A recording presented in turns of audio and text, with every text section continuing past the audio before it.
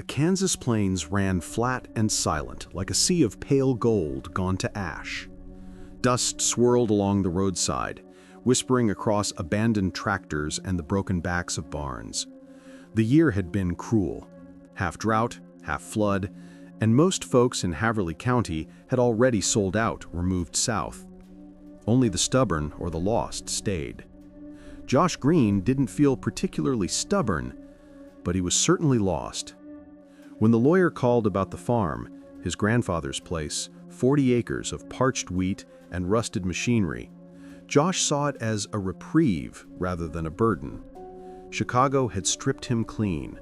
The design firm folded, his relationship fractured under the weight of unpaid bills and late nights. The idea of open land, silence, and sky sounded almost holy. "Don't romanticize Kansas," his ex-girlfriend had texted that morning. With a bitter smile, he'd replied, "Too late." The farmhouse stood on a low rise, wind leaning on it like an old drunk against a bar rail. Inside, the smell of dry wood and mouse droppings thickened with every step. Sunlight bled through warped window glass, painting slanted gold on cracked plaster walls. Josh set down his duffel bag and listened. Only the long hum of emptiness answered. He spent the first evening opening windows, setting traps, trying the ancient pump outside for water, none came, and mapping how to make the place livable. In the barn, a long sag-bellied structure behind the house, he found relics of another century, rusted harrows, a tangle of wire, an old horse harness stiff with age. In one corner, beneath a tarp, he uncovered a wooden crate sealed with wire. The lid gave with a reluctant groan. Inside were notebooks, thick, yellow, their covers soft like old bread, and a handful of cassette tapes marked with Cyrillic scrawl. Josh frowned. His grandfather, Maxim Hrin, had emigrated from Ukraine sometime after the war. He'd never spoken much about the old country, and his father, now long dead, had only fragments to pass on. He used to say, "The wheat has eyes," his dad had once muttered, half drunk at Thanksgiving. I never knew what the hell he meant. Josh thumbed through the notebooks. The handwriting swam between English and Cyrillic, slanting and uneven. Fragments caught his eye. "He walks where the wheat fails. He does not come for the righteous, but for the greedy. Hide the blade before harvest moon." And on the last page, "He walks when the wheat is gone." Josh exhaled through his teeth. Folklore, probably. Superstitions old men told each other in bars to ward off boredom. He tossed the book aside and turned to the tapes, a handful of thin, dust-powdered cassettes. One had a label scrolled in English, "Harvest Song." Nearby sat a small cassette player, its speaker corroded. Somehow, though, after replacing the batteries, the thing whirred to life. A rasp of static, then a string of harsh, distorted tones, something like a chant, half musical, half mechanical. The sound turned in circles, a low thrum that vibrated through Josh's chest. It didn't sound like any folk tune he knew. It felt wrong, as if the melody itself were out of joint, like metal scraped too thin. After a minute, he clicked it off. The walls felt heavier. Even the silence seemed dimmer. The next morning brought wind, a steady, dry gust that smelled of dust and ozone. Josh walked the boundary of the property, rough map in hand. Most of the wheat was gone. What little remained stood gray-green and brittle. He ran his palm across the stalks, and they crumbled, leaving faint scratches against his skin. Every few yards, he saw strange patterns in the soil, smooth rings of flattened grain, maybe from a storm or kids messing around. In the largest circle, the tips of the stalks looked sliced, not broken, cut neatly, almost surgically. He knelt, touched one edge. The straw was clean, as if trimmed with a razor. "Probably some farm machinery," he muttered, though there was none on his property that still worked. He went back to repairing the porch, convincing himself he was imagining things. That night, however, the sound came, a faint metallic whisper drifting through the walls, somewhere between the rhythm of the wind and the scrape of a knife against bone. It came from the fields. Josh stood on the porch, flashlight in hand. The beam caught nothing but drifting dust. Yet beneath the wind, there was movement. A slow dragging, like something being sharpened. He told himself he was overtired and went back inside, but sleep refused him. Sometime near dawn, he gave up and brewed weak coffee.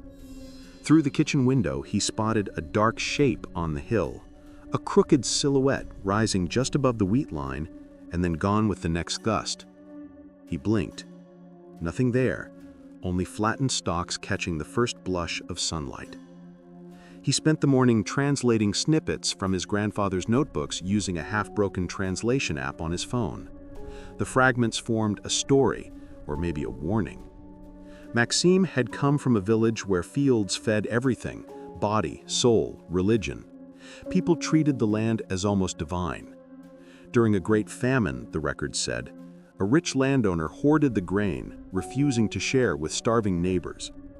In the darkness of a dying season, he was found cut clean through from shoulder to waist. No footprints, no weapon. The villagers whispered of one who came to reap the unrighteous. A man, or shade, carrying a curved blade, face hidden by the brim of a straw hat. They called him Znivar, the Reaper. In English, Josh supposed, the Sickleman. It was said that to see him once was warning, twice meant debt was owed, and thrice, harvest. Josh laughed aloud at the story's theatricality, yet reading it left him uneasy. He closed the notebook, shoved it onto the table, and headed out toward town for supplies. The old Ford's engine sputtered like a dying cough before finally catching. The highway stretched endless and empty, punctuated by rusted silos and wind turbines. At the gas station, the clerk, a gray-haired woman with an accent thicker than his own, that half-Appalachian, half-European drawl, looked up when he mentioned his property. "You're a Green? From the old Hren farm?" "That's right. My grandfather owned it, Maxime." The woman's face changed, just slightly. Her voice thinned. "That place has been dry since '89. Folks don't plant there no more." "Tell me about it," Josh said, chuckling nervously. "You planning to harvest anything?" "No, just fixing it up." The woman's gaze drifted to the window, where wind pressed against the glass. "Good," she murmured. "Best not cut what's already claimed." Josh frowned, but she turned away, stacking magazines. He returned that evening feeling oddly detached. The notebook itched in his thoughts. The phrase, "he walks when the wheat is gone," echoed like something half-remembered. Rain threatened on the horizon, thick clouds crawling violet over the flat sky. He went to the barn out of restlessness and found the cassette again, Harvest Song. Maybe if he listened in daylight, it would make more sense. He dusted off the player, pressed play. The same metallic hum filled the air. Low male voices layered beneath, almost like chanting.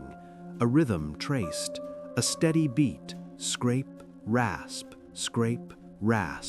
pause, then a sharp intake of breath, repeated.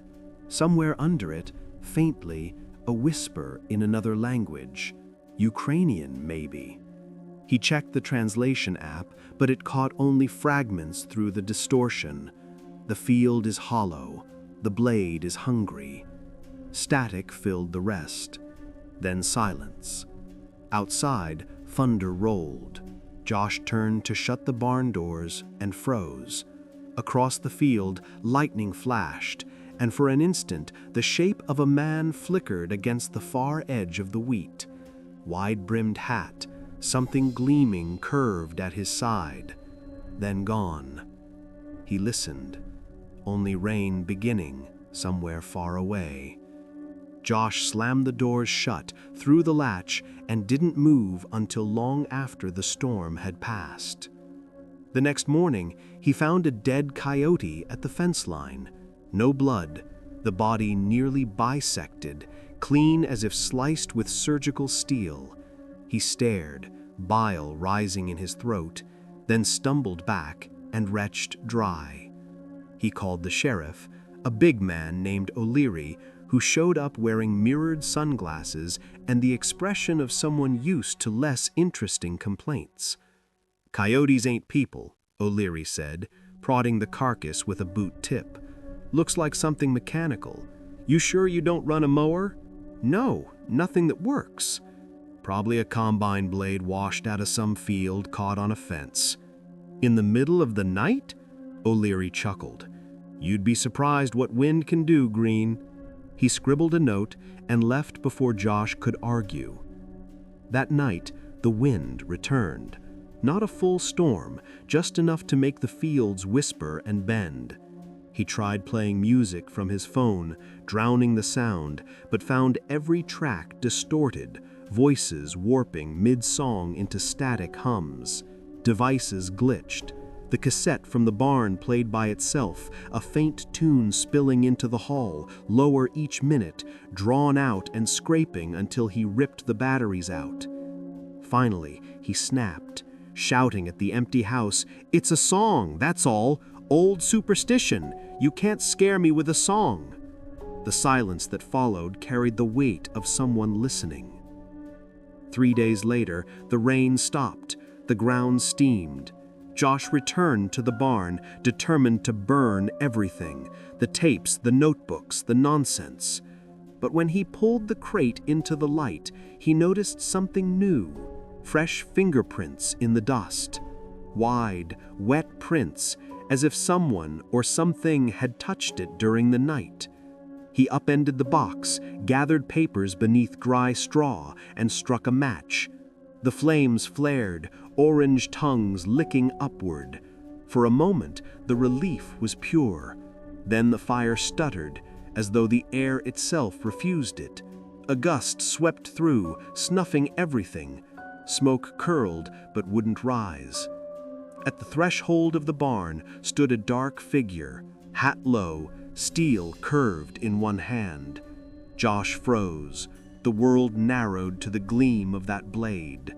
The man, the shape, did not move at first. Only the wet reflect of rainlight slid along the sickle's edge. When it stepped forward, its face remained hidden, swallowed in shadow beneath the brim. Instinct broke him free. Josh ran, tripped through grass, bolted toward the house. He reached the porch and slammed the door, chest heaving. Through the small kitchen window, he saw nothing, only the hollow sway of stalks. Yet something inside him whispered that the figure hadn't vanished, simply stopped needing to be seen. He stayed up all night, shotgun across his knees, the cassette player sitting mute on the table. At dawn, he dreamless. When he woke, the player was on again. He hadn't touched it. Days blurred. He ate little, scarcely left the house. The sheriff stopped by once more and found Josh gaunt, eyes rimmed with sleepless red. O'Leary talked about hospitals and heat fatigue, but Josh barely listened. That evening, he brought the last notebook outside. One untranslated entry remained, a paragraph his phone couldn't parse. He stared at it, the words dancing beneath the trembling beam of his flashlight. Then he remembered a trick from high school Ukrainian class. Read it backward, letter by letter.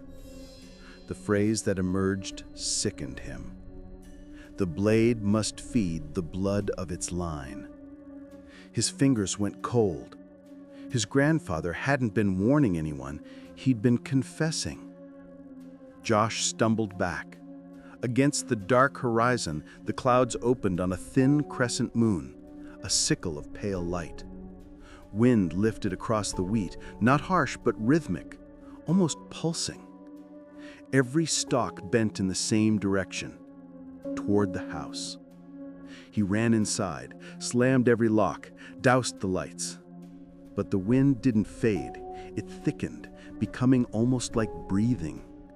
The old cassette started again from the barn, steady, rasping. That sound of scraping metal filled the night, closer, closer, until it seemed to come from within the very walls. "Stop it!" he shouted, smashing the radio from the counter. "Stop!" But the music did stop, because someone else was humming along from behind him. He turned. The figure stood framed in the doorway between kitchen and hall. Not a ghost, not vapor, but flesh. Tall, broad-shouldered, dressed in threadbare overalls and boots caked with dust. Rainwater dripped from the brim of his straw hat. The blade curved upwards, gleaming in the dim light. Josh's scream caught in his throat. What do you want?" The man, if it was a man, tilted his head. The brim shifted, enough to reveal a glimpse of his face, weathered, slit by long white scars around the eyes. Those eyes glowed faintly, iron gray like storm clouds. In a voice rough as stones grinding, he said, "Blood remembers what the field forgets." Josh backed up until his spine hit the counter. The figure stepped closer, and the light from the stove caught the blade again. Old steel, hammered thin, edges worn from centuries of harvest. "I didn't take anything. I didn't harvest." The Sickleman's voice was barely sound. "You played the song." With that, he raised the blade, and in the moment before it fell, Josh saw what shone across the metal. His own reflection. Mouth open, eyes wide. Behind it, over his shoulder, another reflection, identical, wearing a straw hat. The blow never landed.